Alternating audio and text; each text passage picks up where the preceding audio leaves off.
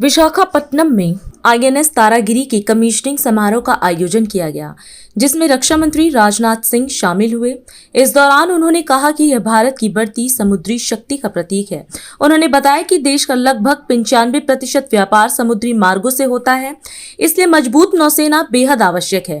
राजनाथ सिंह ने कहा कि भारत की लंबी तटरेखा और समुद्र से जुड़ी अर्थव्यवस्था को देखते हुए समुद्री सुरक्षा और कनेक्टिविटी बेहद अहम है। उन्होंने विश्वास जताया कि भारतीय नौसेना क्षेत्रीय और वैश्विक स्तर पर देश के हितों की रक्षा के लिए पूरी तरह सक्षम है। साथियों, आज हम सिटी ऑफ डेस्टिनी विशाखापट्टनम में उपस्थित हैं। यह शहर अपने आप में भारत की समुद्री शक्ति का यह साक्षी रहा है। इसलिए विशाखापट्टनम से आईएनएस तारागिरी की कमीशनिंग अपने आप में एक बहुत ही महत्वपूर्ण मोमेंट है। साथियों, हमारी सांस्कृतिक विरासत से लेकर आज की स्ट्रेटेजिक रियलिटी तक समुद्र ने हमेशा भारत की दिशा तय की है। भारत का तो हमेशा से ही समुद्र के साथ अनोखा संबंध रहा है और समय के साथ समुद्र से हमारा रिश्ता और भी मजबूत होता गया। एक समय था जब समुद्र हमारे लिए व्यापार और सांस्कृतिक आदान प्रदान का माध्यम था, लेकिन आज यह हमारे लिए सिक्योरिटी, सॉवरेनिटी और स्ट्रेटेजिक स्ट्रेंथ का यह आधार बन चुका है। आज जब हम अपने आसपास के समुद्री क्षेत्र को देखते हैं, तब यह समझ में आता है कि समुद्र असल मायने में हमारे विकास का मार्ग है, हमारी कनेक्टिविटी का आधार है और हमारी आर्थिक शक्ति का भी यह स्तंभ है। इतिहास में भी आप देखिए, पिछले 200-300 वर्षों में जिन भी देशों ने मैरीन पावर पर अपना ध्यान केंद्रित किया, उनका विकास तेजी के साथ हुआ। कॉलोनियलिज्म के दौरान भी स्ट्रांग नेवल पावर वाले देशों ने पूरी दुनिया में अपने उपनिवेश बनाए। व्यापार से लेकर स्ट्रेटेजिक रीजन तक हर जगह वैसे देशों का वर्चस्व रहा। कम से कम इतिहास तो हमें यही बताता है कि अपनी नेवल पावर को मजबूत किए बिना कोई देश सही मायने में शक्तिशाली नहीं माना जा सकता।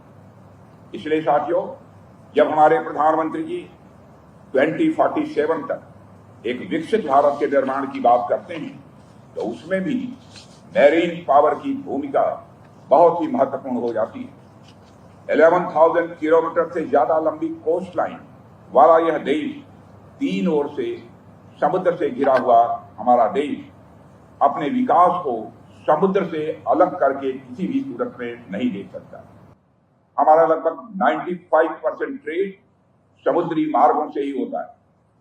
हमारी एनर्जी सिक्योरिटी भी समुद्र पर ही निर्भर करती है। ऐसे में यह स्पष्ट है कि एक स्ट्रांग और कैपेबल नेवी हमारे लिए कोई ऑप्शन नहीं है, बल्कि यह नेसेसिटी है।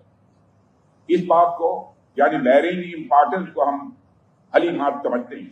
इसलिए आपने देखा होगा कि हमारी नेवी, चाहे वह पर्शियन गल्फ हो या मलक्का स्टेट, लगातार इंडियन ओशन में अपनी प्रेजेंस बनाए रखती है।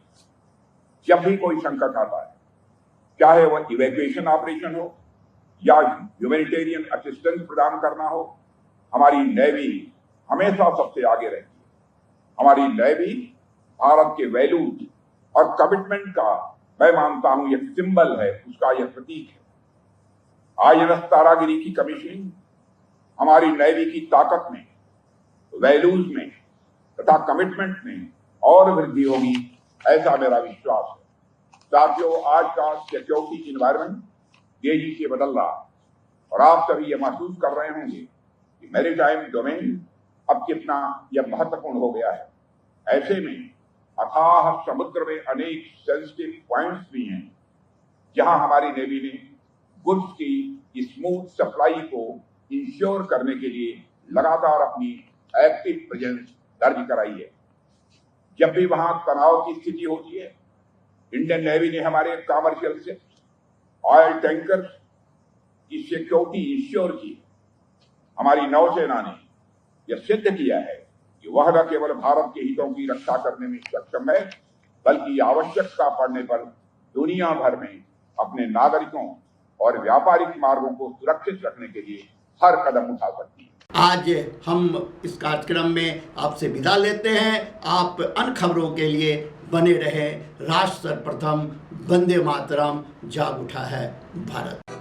राष्ट्र सर्वप्रथम, राष्ट्र सर्वप्रथम, राष्ट्र सर्वप्रथम, राष्ट्र सर्वप्रथम।